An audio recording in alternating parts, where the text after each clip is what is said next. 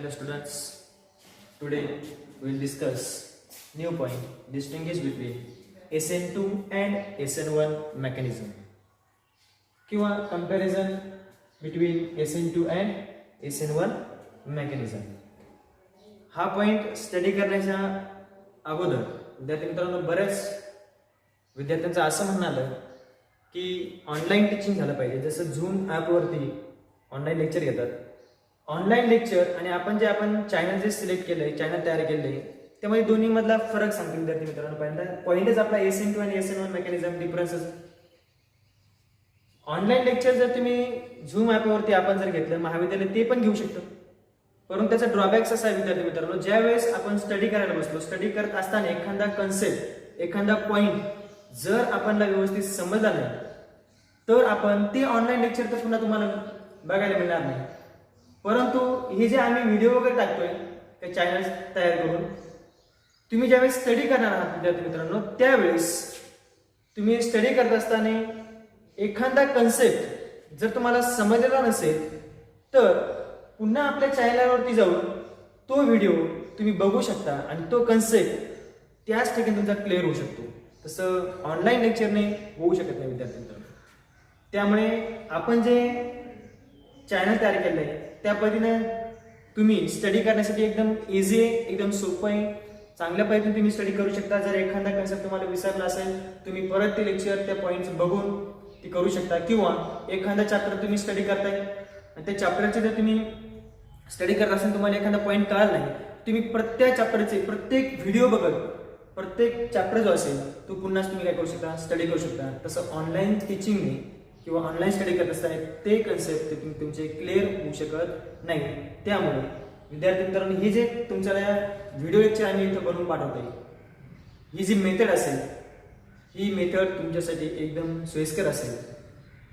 तर विद्यार्थी मित्रांनो, आपण आज डिफरन्स बिटवीन किंवा distinguish between SN2 and SN1 mechanism याला सुरुवात करतो. आपल्या सर्वांना माहिती विद्यार्थी मित्रांनो, SN2 आणि SN1. SN2 कशा म्हणतो आपण, सबस्टिट्यूशन न्यूक्लियोफिलिक बायमोलिक्युलर, आणि SN1 कशा म्हणतो आपण, सबस्टिट्यूशन न्यूक्लियोफिलिक युनिमोलिक्युलर.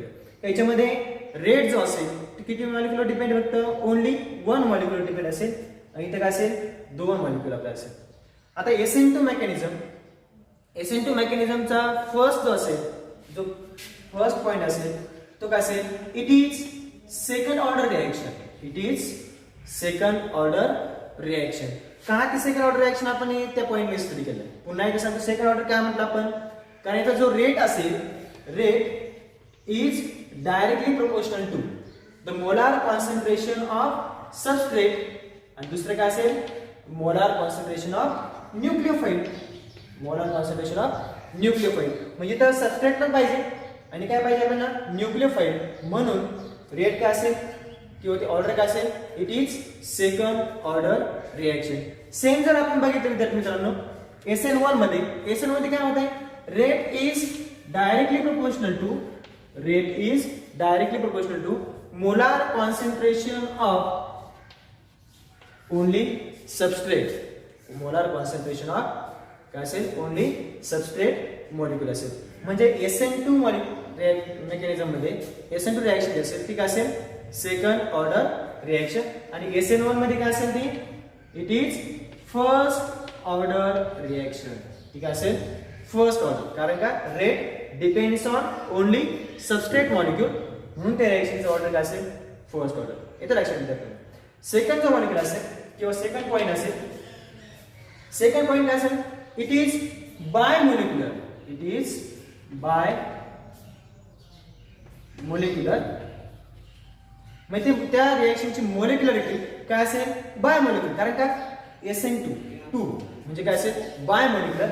मग SN1 मध्ये काय असेल, 1 आहे, याचा अर्थ काय म्हणतो आपण, युनिमोलिक्युलर. याचा सेकंड पॉइंट काय असेल, युनिमोलिक्युलर. बघा, याची मोलिक्युलर असेल बायमोलिक्युलर, याची असेल युनिमोलिक्युलर. म्हणजे फर्स्ट डिफरन्स काय आला, SN2 रिएक्शन काय असेल, सेकंड ऑर्डर रिएक्शन असेल, SN1 रिएक्शन काय असेल, फर्स्ट ऑर्डर असेल. सेकंड पॉइंट काय डिफरन्स, SN2 रिएक्शन काय असेल, बायमोलिक्युलर असेल, आणि SN1 काय असेल, युनिमोलिक्युलर असेल. थर्ड पॉइंट जो असेल विद्यार्थी मित्रांनो, थर्ड पॉईंट काय सांगतात आपल्याला, आता SN2 रिएक्शन, SN2 रिएक्शन मध्ये काय होत आहे, सबस्ट्रेट वरती पण रेट डिपेंड आहे आणि न्यूक्लियोफाइल वरती असेल, बरोबर, म्हणजे न्यूक्लियोफाइल पण पाहिजे.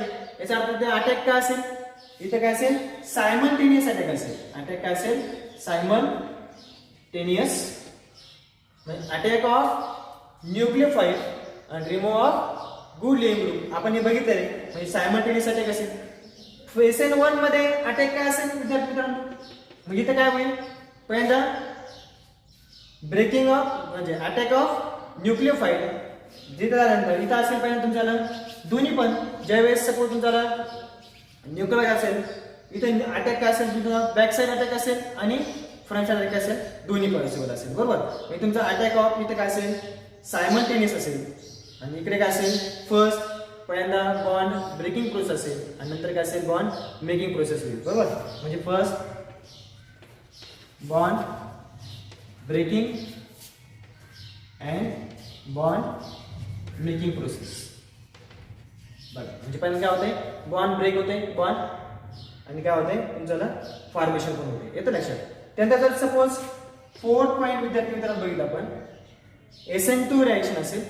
SN2 रिएक्शन मध्ये काय होते की तुमचा सबस्ट्रेट असेल, न्यूक्लियोफाइल अटॅक होते, बरोबर, सायमल्टेनियसली अटॅक होते.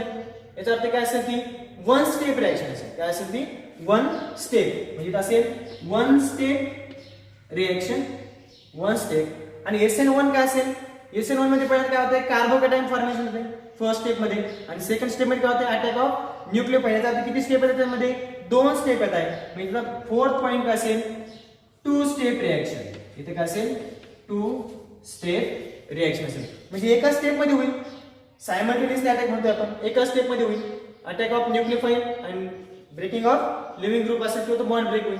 इथे काय होईल, पहिल्यांदा फर्स्ट अटॅक मध्ये स्टेप मध्ये कार्बोकॅटायन फॉर्मेशन होते आणि सेकंड स्टेप मध्ये काय होते, अटॅक ऑफ न्यूक्लियोफाइल. म्हणजे फोर्थ पॉईंट असेल किंवा डिफरन्स काय असेल, तर SN2 reaction one step reaction असेल आणि SN1 रिएक्शन काय असेल, टू स्टेप रिएक्शन असेल.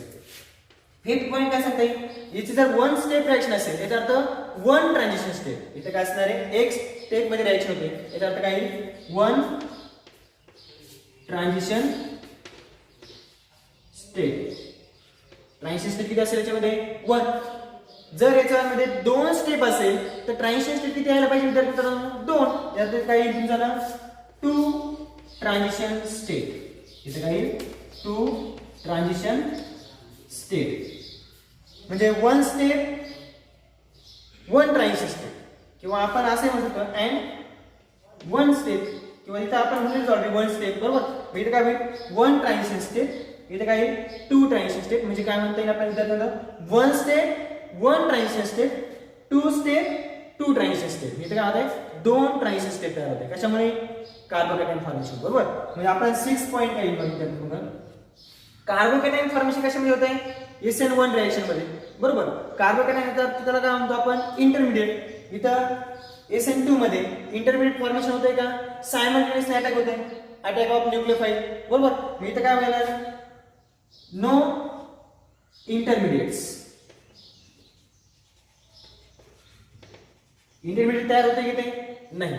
तसं SN1 मध्ये काय होतंय, इंटरमिडिएट तयार होते. तो काय म्हणतो आपण त्याला, कार्बोकॅटायन फॉर्मेशन.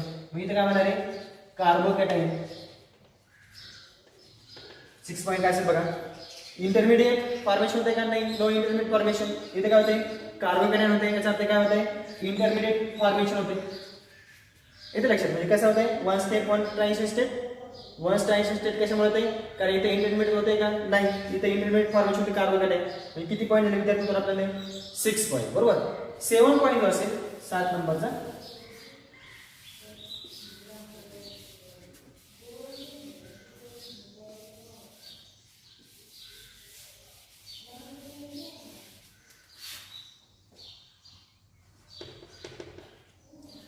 काय सांगतात आपल्या विद्यार्थ्यांना, जसं आपण वन ट्रान्झिशन स्टेप आहे, one step, one transition step. तर 7वा पॉईंट आपल्याला काय सांगता येईल, की जो आपला न्यूक्लियोफाइल असेल, न्यूक्लियोफाइल ते काय होतंय, सायमल्टेनियसली अटॅक कुठे होते, SN2 मध्ये.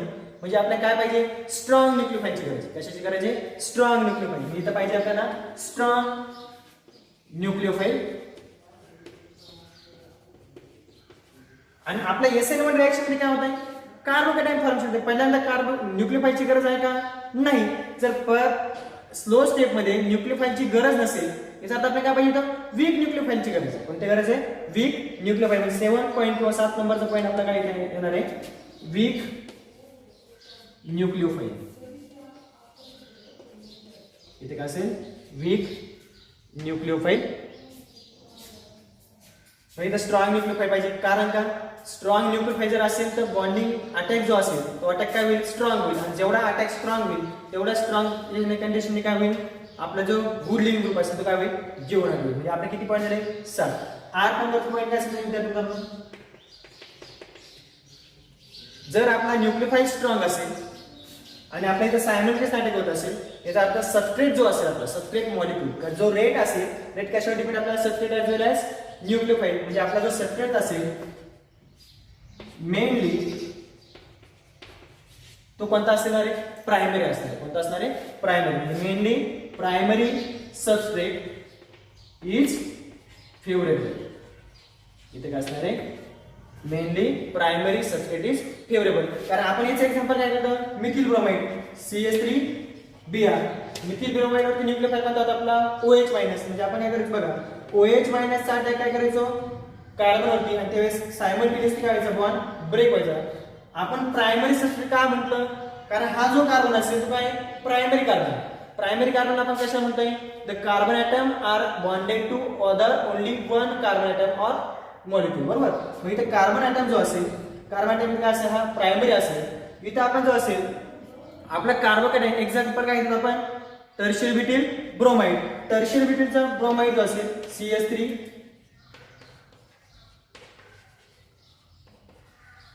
सबस्ट्रेट जो होता आपला तो होता tertiary butyl bromide. Tertiary butyl का म्हटलं आपण याला?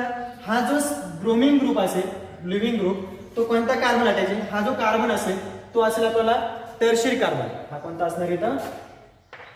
टर्शियरी कार्बन असणार. टर्शियरी कार्बन काय म्हणतात त्याला? The carbon atom are bonded to other 3 carbon atom. The carbon atom are bonded to other 3 carbon atom. मग बघा हा जो कार्बन आहे 1 2 3 किती कार्बन ॲटम आहे? 3 कार्बन असेल. याचा अर्थ सबस्ट्रेट मॉलिक्यूल असेल SN1 मध्ये. तो SN1 मध्ये सबस्ट्रेट मॉलिक्यूल काय असेल? Mainly tertiary substrate. Only mainly tertiary substrate is favourable. म्हणजे जे SN2 मेकॅनिझम असेल, SN2 मेकॅनिझम प्रायमरी सबस्ट्रेट जो असेल तो फेवरेबल असेल. आणि SN1 मध्ये काय असेल? टर्शियरी सबस्ट्रेट जो असेल तो काय असेल? फेवरेबल असेल. मग आता जर आपण बघितलं सॉल्व्हंट, याशी जर आपण सॉल्व्हंट स्टडी केला म्हणजे 9 नंबरचा पॉईंट, सॉल्व्हंट काय असेल? Non polar solvent is favourable. Non polar solvent is favourable. Non polar solvent is favourable. आता non polar solvent, non polar कशा म्हणतो आपण? काही इझिली त्याच्याने कॅटायन एनायन फॉर्मेशन होत नाही, त्याला आपण काय म्हणतो? Non polar. मग याचा अपोजिट काय तिथं? Polar solvent. Polar solvent is favourable. आता नॉन पोलर सॉल्व्हंट का फेवरेबल आहे आपल्याला SN2 मेकॅनिझम मध्ये? कारण जर मिथिल ब्रोमाइड तो वेट आपण बघा मेकॅनिझमच्या आपण 3 स्टेप मध्ये स्टडी केलं होतं. 3 स्टेप मध्ये आपण सांगितलं होतं की 2 स्टेप मध्ये मेकॅनिझम काय होतंय? रन होतंय, फेवरेबल होतंय. आता ह्या मेकॅनिझम मध्ये नॉन पोलर सॉल्व्हंट काय म्हटलं आपण? जर इथं प्रायमरी सबस्ट्रेट असेल तर प्रायमरी कार्बोकॅटायन तयार होणार. काय म्हणतात इथं? Primary carbocation. आणि आपल्याला माहिती आहे primary carbocation is less stable. Primary carbocation is less stable. म्हणजे आपली जी कार्बोकॅटायनची ऑर्डर असेल मित्रांनो ती कोणती असेल? कार्बोकॅटायन बघा. Tertiary carbocation is greater than किंवा मोर स्टेबल दॅन सेकंडरी, आणि secondary is more stable than primary. सगळ्यात लेस स्टेबल कोणता असेल कार्बोकॅटायन? प्रायमरी कार्बोकॅटायन असेल. त्याच्यापेक्षा स्टेबल कोण असेल? सेकंडरी. सगळ्यात स्टेबल कोण असेल? Tertiary carbocation is more stable. मग इथं काय असेल? नॉन पोलार सॉल्व्हंट काय असेल? फेवरेबल असेल. Non polar solvent favourable. आणि इथं SN1 मध्ये काय असेल? पोलार सॉल्व्हंट काय असेल? फेवरेबल असेल. बघा आपण किती पॉईंट स्टडी केले? 9. आणि लास्ट पॉईंट विद्यार्थी मित्र आपण जो बाकी असेल तो असेल बॅकसाइड अटॅक जो असेल आपण किंवा त्याला आपण म्हणतोय स्टेरिओकेमिस्ट्री. आपण स्टेरिओकेमिस्ट्री पॉईंट जो फाइंड आउट केला तर पॉईंट मध्ये आपण काय स्टडी केलंय? का स्टेरिओकेमिस्ट्री SN2 मेकॅनिझम SN2 मेकॅनिझम स्टेरियोकेमिस्ट्री काय होती विद्यार्थी मित्रांनो, जिथं सबस्ट्रेट अँड न्यूक्लियोफाइल आलं, सबस्ट्रेट आणि अटॅक काय करतोय, only front side attack is favourable का बॅक साइड अटॅक फेवरेबल असेल. बघा मिथिल ब्रोमाइड जो असेल, मिथिल ब्रोमाइड स्ट्रक्चर काय असेल, CH3Br, CH3 बरोबर काय होते H आणि काय असेल Br. ब्रोमिन ग्रुप ज्या साइड नाही, ब्रोमिन ग्रुप वरती चार्ज कोणता आहे, निगेटिव्ह चार्ज. जर न्यूक्लियोफाइल वरती चार्ज कोणता असतो आपला, निगेटिव्ह चार्ज. आपण बघितलं की negative charge OH minus negative साइडचा अटॅक निगेटिव्ह साइडला होईल का, नाही, कारण इथे काय होईल रिपल्शन, इथे काय होईल रिपल्शन. म्हणजे याचा अर्थ SN2 मेकॅनिझम जो असेल, SN2 मेकॅनिझम मध्ये काय होते, OH मायनस आयन किंवा न्यूक्लियोफाइल जो असेल अटॅक कोणत्या साइडने करणार आहे, बॅक साइड अटॅक. कोणत्या साइडने करणार आहे, बॅक साइड. म्हणजे आपला लास्ट पॉइंट असेल 3 नंबरचा, SN2 मेकॅनिझम काय होईल तुमचा, only back side attack is favourable. म्हणजे कोणता असेल फक्त बॅक साइड अटॅक. आणि जर आपण SN1 मेकॅनिझम मध्ये जर बघितलं, SN1 मेकॅनिझम मध्ये काय होतं आपल्याला, टर्शियरी सबस्ट्रेट होता. जर टर्शियरी सबस्ट्रेट असेल तर कार्बोकॅटायन फॉर्मेशन होते, आणि कार्बोकॅटायन जो असेल तो काय असेल प्लेनर. जर कार्बोकॅटायन प्लेनर असेल म्हणजे या फॉर्म मध्ये बघा,